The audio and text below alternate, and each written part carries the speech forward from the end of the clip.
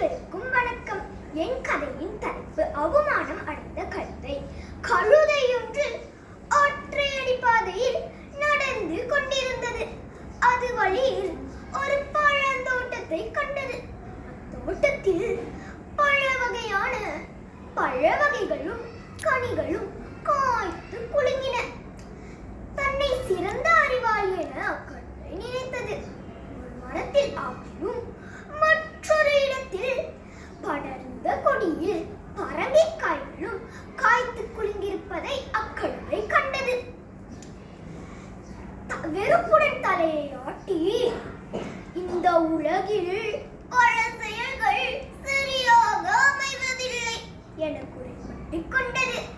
கழுதை கூறியதை செவியுற்ற பறவை, கழுதை இது எனக்கு சரியாகப்படவில்லை என வினவியது.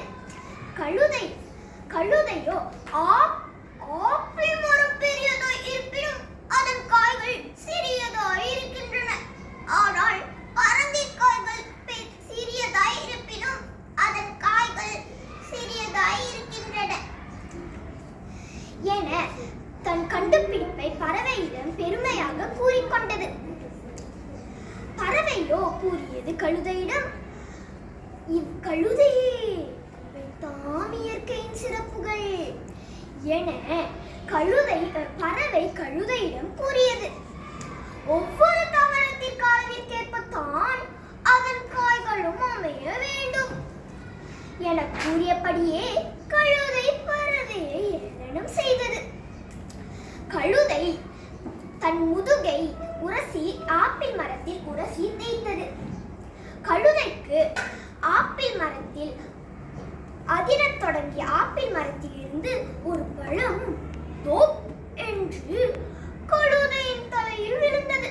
கழுதையோ ஐயோ அம்மா என்று கதறியவாறு கழுதை தன்னை நினைத்தது, ஆப்பிள் பரங்கியை போல பெரியதாயிருப்பினும்